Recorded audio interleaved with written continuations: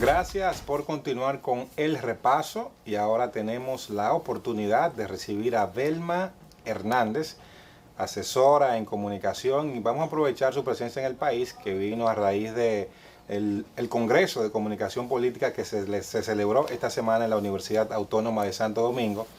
Y a Maxi y a mí, que nos gustan estos temas de comunicación, de política, de estrategias comunicacionales, le damos la bienvenida primero al país y segundo al repaso. Pues muchas gracias por esta bienvenida. Me puso muy feliz saber de ti, volver a hablar contigo, y pues claro que tenía que estar aquí con ustedes para hablar de un tema que nos gusta a todos. ¿Cómo ha ido creciendo la importancia de la comunicación, sobre todo en los gobiernos, en momentos en que casi todos los países atravesamos por una crisis? Definitivamente hoy en día la comunicación política tiene aún más relevancia, sobre todo con el desafío que tuvimos de la pandemia, donde el proceso desorientó a muchos políticos, a muchos líderes, por no saber cómo conectar con la gente, cómo comunicarles pues sus ideas, sus obras, por esta nueva realidad de no tener ese contacto directo con la gente, de tener que limitarnos. Así que sí, se ha vuelto mucho más relevante. Y otro aspecto que hace aún más relevante el tema de la comunicación política es el decrecimiento de los niveles de confianza en los partidos políticos, en las instituciones políticas. Sigue en descenso. Así que eso creo, es peligroso. claro, definitivamente, si no hay confianza, pues no podemos avanzar en distintos temas. Los políticos no pueden lograr sus objetivos porque dependen de la confianza, y eso ha ido decreciendo significativamente con este tema de la pandemia y todo lo que pasó alrededor de la pandemia, de los manejos, de quizás incidentes que desafortunados, de políticos que quizás no tuvieron los mejores manejos. Todo lo que rodeó el proceso de la pandemia pues quizás abonó bastante al tema de la desconfianza, y siento que los políticos están siendo más conscientes de la relevancia de gestionar su comunicación política. Creo que sí, que esa conciencia ha aumentado. El tema de las redes sociales, porque eso es importantísimo. Tú hablabas, precisamente la pandemia nos obligó a guardarnos por un tiempo en nuestros hogares, sin ese contacto con la gente, que es lo que habitualmente los políticos tenemos. Entonces, pero hay unas redes sociales hoy día que no te guardan nada, que te sacan todo. Y muchas informaciones incluso que no son ciertas, que también te sacan de vez en cuando, que te desacreditan como político en un momento u otro. ¿Cómo manejamos esta realidad que tenemos hoy día a nivel político? Definitivamente las redes sociales han representado un reto mayor, porque ahora tú puedes venir construyendo tu credibilidad, tu imagen en acciones, pero en unos segundos queda destruida tu credibilidad.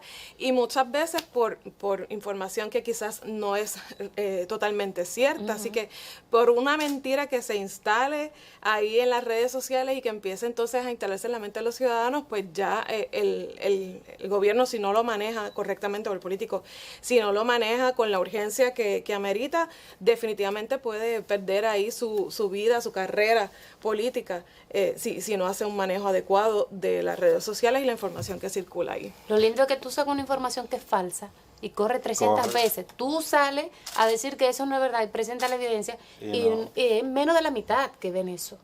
Sí, y esa es la realidad, lamentablemente. Por eso es bien importante que los políticos no descansen únicamente en la comunicación digital, sino que se siga gestionando lo que es la comunicación persona a persona. Aun cuando la pandemia creó unas limitaciones, habían formas de tú mantener esa comunicación directa con un mensaje de texto, con una llamada, con una carta a la casa de la persona. Y siento que muchos políticos descansaron en la comunicación digital, pues pensando que era la única herramienta, pero la realidad es que la gente siguió demandando esa comunicación directa para poder confiar en los líderes. Y si tú construyes y gestionas tu marca basada en en ese valor de la confianza y la vas construyendo en el tiempo, en ese contacto directo, con empatía, con transparencia, con agradecimiento. Cuando se difunde este tipo de información, a veces falsa en las redes sociales, pues demora un poco más en socavar tu credibilidad, porque hay algo que la gente conoce de ti, pues que persona a persona, que difícilmente va a borrarse con lo que se difunde en las redes sociales. Por eso no podemos descansar solamente en la comunicación digital. Usted hablaba hace un momento acerca de la confianza, que es tan importante para gobernar y tan difícil de sostener en estos tiempos. Luego de que se ha perdido, ¿qué le espera a un país? Y sobre todo en una generación donde, en el caso dominicano, con la nueva política, es mucho sentimiento de gente que aspira a ser política desde el discurso antipolítico. Ay, es que es frustrante a veces, resulta frustrante pensar en este escenario. Y uno pudiera decir, pues, enganchamos los guantes porque no hay manera de que la gente pueda volver a confiar con las cosas que siguen sucediendo todos los días. Pues surgen noticias de distintas decisiones que toman los políticos que no son las más acertadas y que afectan el pueblo, que afectan también su credibilidad, la confianza del pueblo en ellos. Todos los días surgen este tipo de noticias. Y entonces, ¿cómo tú luchas con esa información que está todo el tiempo circulando, que la gente la está consumiendo? Es bien difícil, a veces se siente así como que esos líderes que tú puedes rescatar, que son honestos, que son íntegros, que vienen de verdad con una vocación de servicio, pues uno se siente así como que un granito de arena. Entonces, ¿cómo lidiamos con esto? Es bien retante. Pero definitivamente tenemos que volver a nuestras motivaciones, a nuestros porqués, a nuestras razones, para impulsar ese cambio, esa transformación que nosotros queremos estar como líderes en las sociedades, y no amilanarnos con todas estas noticias y este escenario de desconfianza, seguir trabajando para desarrollar liderazgos confiables, porque sí creo que es posible, aunque podamos contarlos con la mano. Y que 5 dedos me quedan. Sí es posible, y yo no quisiera que estos jóvenes que están tratando de formarse, que están conscientes de esta realidad de desconfianza social que existe, yo no quisiera que se desanimaran, porque ahí está nuestra esperanza, esos nuevos líderes que se van formando y que van viendo, pues el repudio que la gente tiene hacia la política y hacia la clase política, que no se desanimen, que empiecen a marcar la diferencia, a construir una trayectoria de integridad, de empatía, de transparencia, de agradecimiento hacia los que confían en ellos, para que puedan llegar a esos lugares donde están las decisiones importantes y donde definitivamente podemos servir a mayor cantidad de personas con las acciones que hagamos. Hay paradigmas y modelos en materia de comunicación que uno puede decir, sigo esto, me gusta cómo lo está haciendo.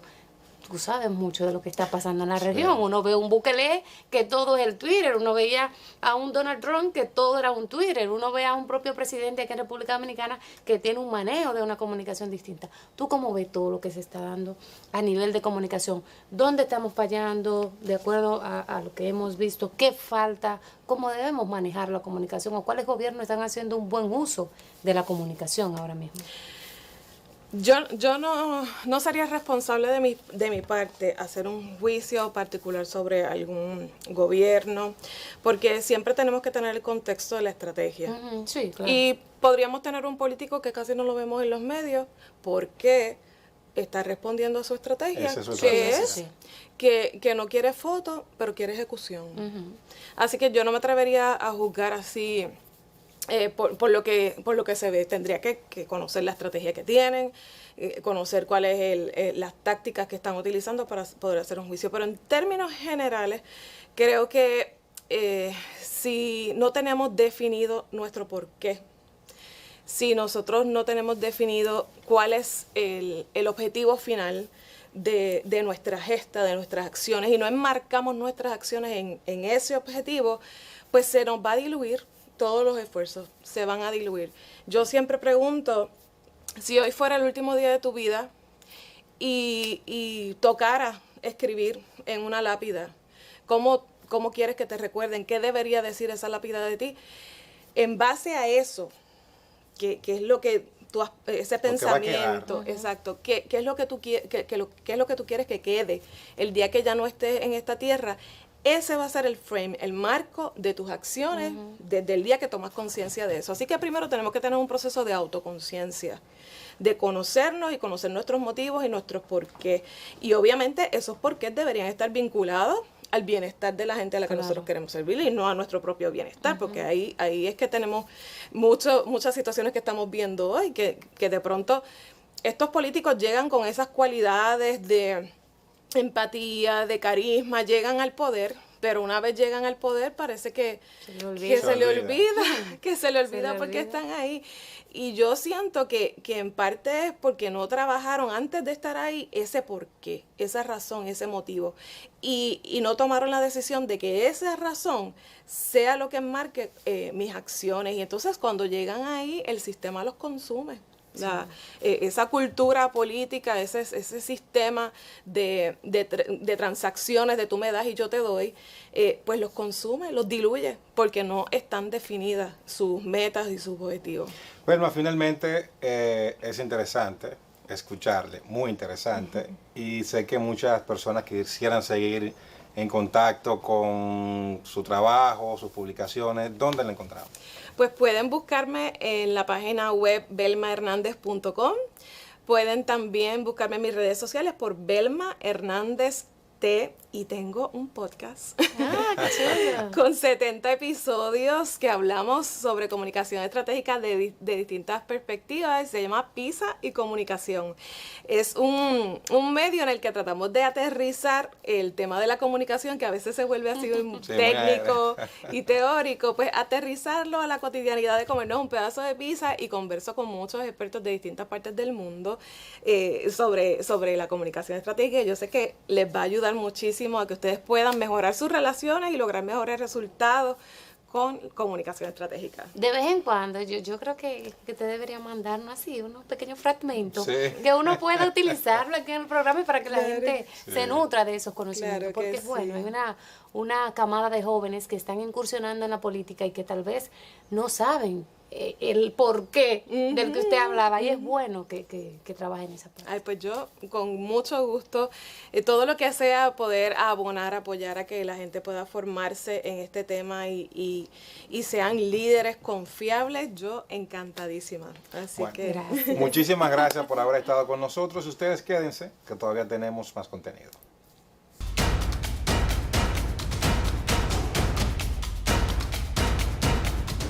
Iniciamos los días con el ánimo de ofrecerte el mejor servicio, los productos más frescos al mejor precio.